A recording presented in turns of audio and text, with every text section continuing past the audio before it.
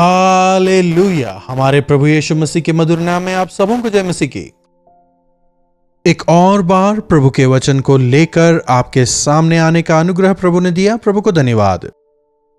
आप में से कईयों ने अपनी गवाही भेजी है। इन कार्यक्रमों के द्वारा आप प्रभु के विश्वास में दृढ़ हो रहे हैं। आप सबों के लिए मैं प्रभु का शुक्रगुजार हूं। कई लोग मैसेज नहीं भी करते हैं, लेकिन फिर भी प्रभु के वचनों को आप तक पहुंचाने का हम हर संभव प्रयास करते हैं। वचनों को लगातार सुने और आशीष पाएं। प्रार्थना। पवित्र पिता, आपका धन्यवाद प्रभु, एक बार फिर से आपके वचनों पर मनन करने का जो अवसर आपने दिया, इसके लिए आपका धन्यवाद। आज भी हमसे बात करें, प्रार्थना यीशु के नाम से मांगते हैं, आमीन। प्रभु की महिमा हो। क्या आपने प्रभु को जाना है? क्या आपने प्रभु के उद्धार को पाया है? क्या प्रभु की भलाई का अनुभव किया है?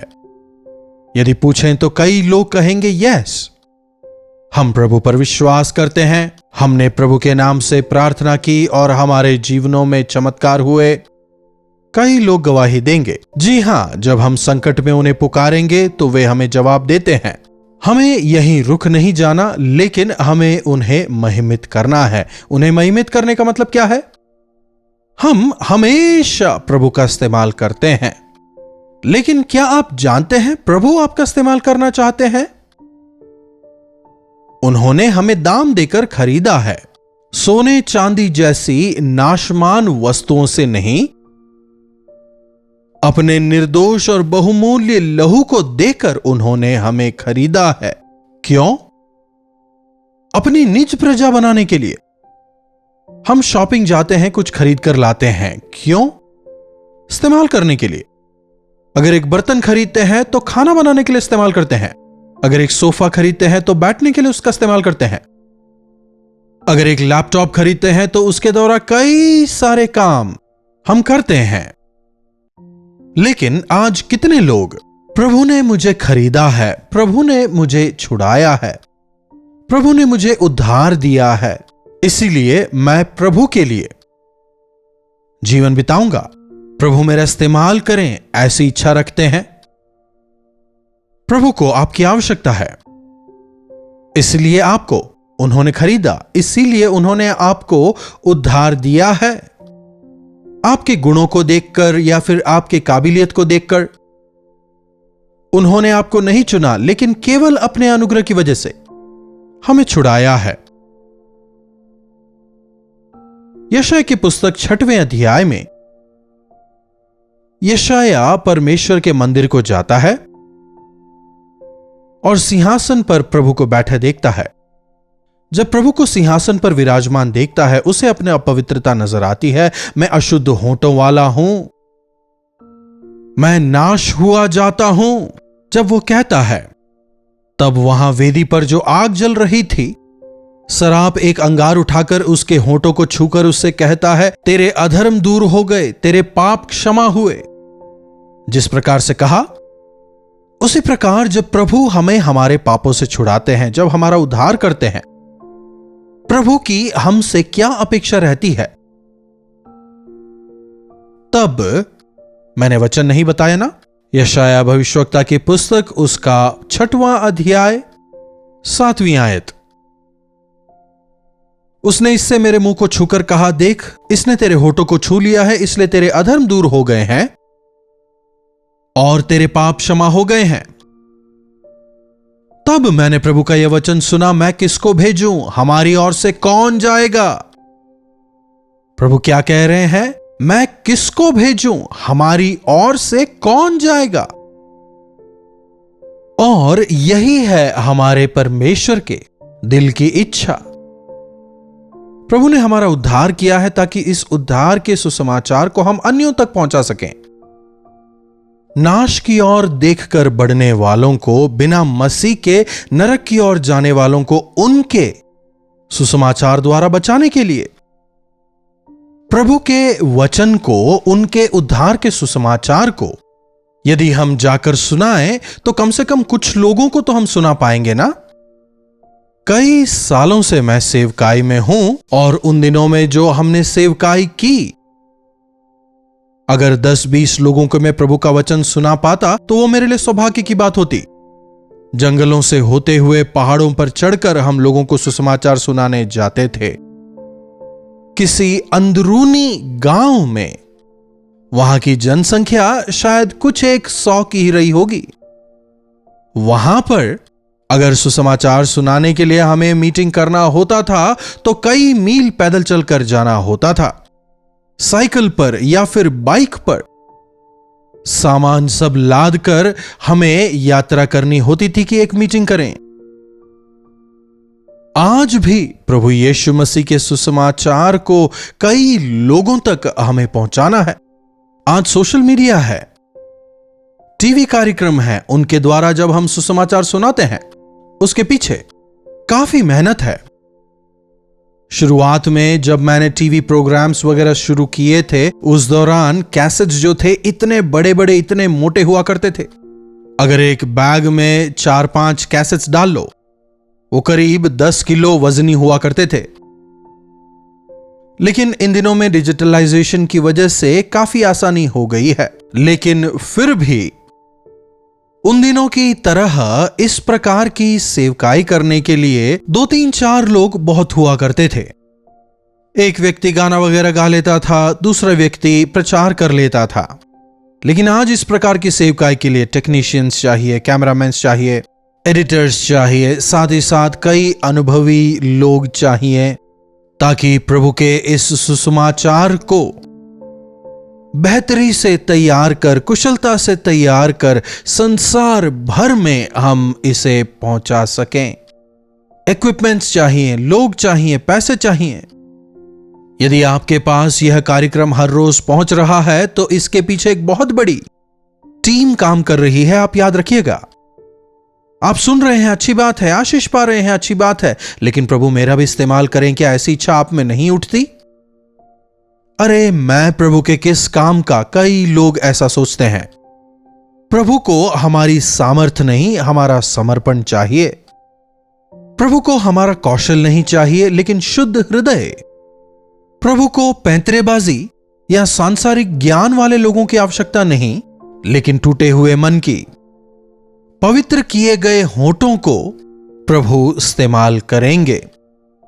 अपने होठों से स्टेज पर चढ़कर प्रचार ना कर पाए तो कोई बात नहीं, लेकिन अपने होठों से अपने बच्चों को अच्छी बातें सिखाइए, वचन सिखाइए, वो आवश्यक है।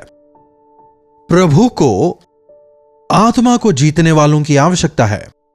उनके राज्य के निर्माण के काम में वे एक एक को इस्तेमाल करेंगे। जब एक बिल्डिंग का कंस्ट्रक्शन हो रहा होता है तो कोई एक उसका निर्माण नहीं करता।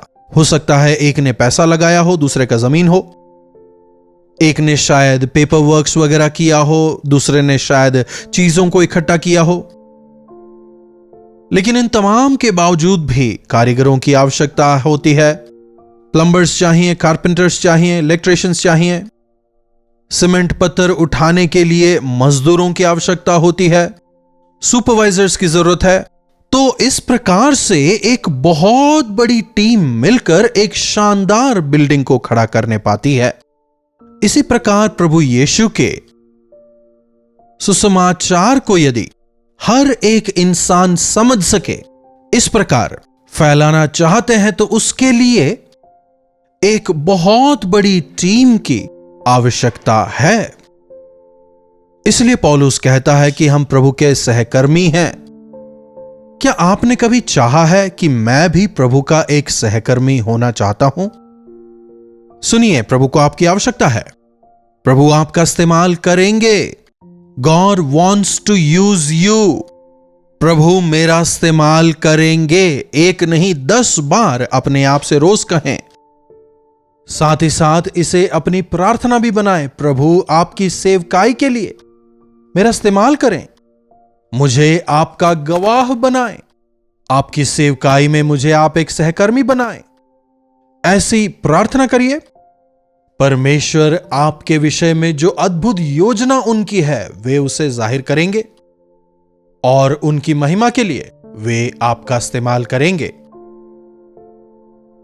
मैं किसे भेजूं, हमारी ओर से कौन जाएगा? जब प्रभु पूछते हैं, वहां यशाया मैं यहां हूं, मुझे भेजें सामने आता है। प्रभु मैं हूं, मुझे भेजिए। प्रभु मैं हूं, मेरा इस्तेमाल करें। मैं आपकी सेवा करना चाहता हूं। जब तक आप यह नहीं कहेंगे, प्रभु आपका इस्तेमाल नहीं करेंगे। जब हम अपने आप को संपूर्ण तौर पर प्रभु के हाथों में सौंपते हैं, हमारी बलहीनता को हमारी सामर्थ्य बनाकर वे हमारा इस्तेमाल करते हैं। वे बुला रहे हैं। जब हम उनकी बुलाहट के प्रति समर्पित होते हैं, वे हमारा इस्तेमाल करते हैं। यिर्मयाह को प्रभु बुलाते हैं और जब कहते हैं, मैंने तुझे अपना भविष्यवक्ता नियुक्त करने के लिए अलग किया है, वो कहता है, मैं तो छोटा हूं, अपने आप को छोटा मत समझ। मैं तेरे साथ रहूंगा, मैं तेरे होठों को छूंगा। समझ रहे हैं? प्रभु के द्वारा यदि हम इस्तेमाल होना चाहते हैं, हमारे होठों को, हमारे मुंह को पवित्र होना होगा, हमारा हृदय शुद्ध होना होगा। बर्तन चाहे कितना भी महंगा क्यों ना हो, यदि वो गंदा है तो उसे इस्तेमाल नहीं कर सकते ना। पात्र भले ही मिट्टी का क्यों ना हो, यदि वो साफ हो तो उसे इस्तेमाल कर सकते हैं ना। उसी प्रकार प्रभु, हम कितने अधिक पढ़े लिखे हैं, हमारी खूबियां क्या हैं, हम कितने मॉडर्न हैं, प्रभु इन तमाम चीजों को नहीं देखते। क्या हमारा हृदय शुद्ध है? यह आवश्यक है। वे सबका इस्तेमाल करेंगे। वे यिर्मयाह को बुलाकर उसे क्या कहते हैं? देखिए, यिर्मयाह की पुस्तक 1 अध्याय 7वीं आयत। परंतु यहोवा ने मुझसे कहा, मत कह कि मैं लड़का हूं, क्योंकि जिस किसी के पास मैं तुझे भेजूं वहां तू जाएगा, और जो कुछ मैं तुझे आज्ञा दूं वही तू कहेगा। आमोस के भी विषय में देखिए प्रभु क्या कहते हैं। आमोस की पुस्तक 7वां अध्याय उसकी 14वीं आयत। आमोस ने उत्तर देकर अमस्याह से कहा, मैं ना तो भविष्यवक्ता था और ना भविष्यवक्ता का बेटा।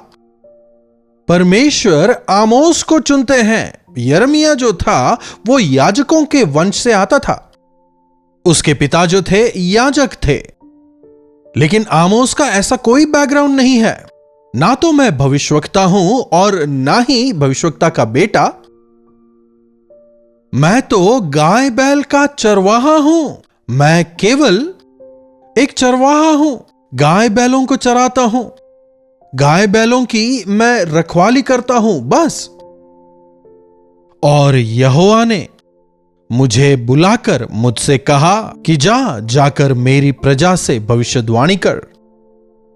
एक लड़के का इस्तेमाल प्रभु करते हैं, एक चरवाहे का इस्तेमाल प्रभु करते हैं। हाय, मैं नाश हुआ जाता हूं, मैं अपवित्र हूं कहने वाले यिर्मयाह भविष्यवक्ता का इस्तेमाल परमेश्वर करते हैं। अनेक लोगों तक मसीह यीशु के जन्म के विषय भविष्यवाणी उसके द्वारा पहुंचाते हैं। कलीसिया को सताने वाले शाऊल को पौलुस बनाकर इस्तेमाल करने वाले प्रभु आपको और मुझे इस्तेमाल करने की इच्छा रखते हैं। आज आप प्रभु से कहें, प्रभु मेरा भी इस्तेमाल करें। प्रभु, मुझे आपने अपने लहू से मोल देकर खरीद लिया है। आपकी इच्छा अनुसार मेरा इस्तेमाल करें। मुझे यह प्रार्थना बेहद पसंद है। कई बार एक प्रकार से जब मैं चौराहे पर खड़ा होता हूं, असमंजस में होता हूं। कई बार ऐसी परिस्थितियां मुझे याद हैं। एक सेवकाई से दूसरी सेवकाई में जब शिफ्ट हो रहा होता हूं, tribal ministry, village ministry, radio ministry, TV ministry, अब मीडिया मीटिंग्स हो, फिर कलीसिया की सेवकाई, या फिर एक लेखक के तौर पर जब मैं पुस्तकों को लिखता हूं। असमंजस भरी परिस्थितियां जब थीं और जब मैं प्रभु की ओर फिरा, प्रभु क्या यह आपकी इच्छा है? क्या आपका उद्देश्य है? क्या यह हो सकता है? मुझ में इतनी ताकत नहीं, मुझ में इतना ज्ञान नहीं। जब कहता हूं, परमेश्वर अपनी सामर्थ को देकर इस प्रकार से मुझे चला रहे हैं। केवल मैं अकेला नहीं, मेरे साथ कई सारे लोग, उद्धार पाए हुए विश्वासी, अपने आप को प्रभु को समर्पित करने की वजह से यह सेवकाई आगे बढ़ रही है। और हर रोज प्रभु के वचन को हम आप तक पहुंचा पा रहे हैं। आप भी केवल परमेश्वर की आशीषों को पाने वाले ना बने, प्रभु के हाथों इस्तेमाल होने की इच्छा आप में हो। मैं इंग्लैंड में एक मीटिंग में था। प्रचार के बाद एक बुजुर्ग महिला मेरे पास आती हैं। पास्टर साहब, आपने सही कहा है। What you said is right. मैंने अब तक प्रभु का इस्तेमाल किया है, प्रभु मेरा इस्तेमाल करने पाए इसके लिए मैंने अपने आप को समर्पित नहीं किया। क्या आप मेरे लिए प्रार्थना करेंगे? उस दिन का वचन, क्या आप परमेश्वर का इस्तेमाल कर रहे हैं या परमेश्वर आपका इस्तेमाल कर रहे हैं? आज आपसे भी यही पूछता हूं, क्या हमारी जरूरतों के लिए हम प्रभु का इस्तेमाल कर रहे हैं या प्रभु आपकी इच्छा अनुसार मेरा इस्तेमाल करें कहते हुए प्रभु को समर्पित हो रहे हैं? आइए अपने सरों को झुकाएं। प्रार्थना। महापवित्र परमेश्वर, प्रभु, कई बार हमारी समस्याओं में, हमारी परेशानियों में हम विनती करते हैं और आशीष पाते हैं। हमारे सहायक के तौर पर, हमारे ढाल के तौर पर हम कई बार आपका इस्तेमाल करते हैं, छुटकारे का, आशीषों का अनुभव करते हैं। लेकिन मेरे उद्धारकर्ता प्रभु के हाथों आपकी योजनाओं के अनुसार, आपकी इच्छाओं के लिए इस्तेमाल होने की आशा हम में से एक एक को दें प्रभु। जिस प्रकार आपने यशायाह से पूछा, आज आप हमसे भी पूछ रहे हैं, कौन जाएगा?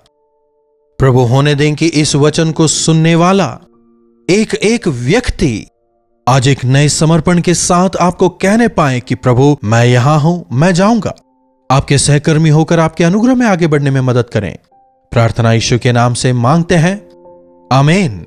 अब पिता परमेश्वर का प्रेम, प्रभु यीशु मसीह का अनुग्रह, पवित्र आत्मा की संगति और सहभागिता हम में से प्रत्येक के साथ आज, कल और सदा सर्वदा बनी रहे। आमीन। प्रभु की महिमा हो। प्रभु आपका इस्तेमाल करें। प्रभु अपनी इच्छा अनुसार मेरा इस्तेमाल करें। हर रोज ऐसे समर्पण के साथ प्रार्थना करें। यदि आपके पास कोई प्रार्थना विषय हो तो हमारे साथ शेयर करें 9884907779 पर व्हाट्सएप, वॉइस मैसेज या टेक्स्ट के द्वारा अपने प्रार्थना विषयों को भेजें। हम अवश्य प्रार्थना करेंगे।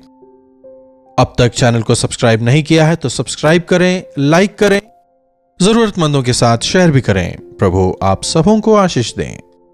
कल्वरी दर्शन, ये है प्रेम के दर्शन, यीशु प्रेम के दर्शन।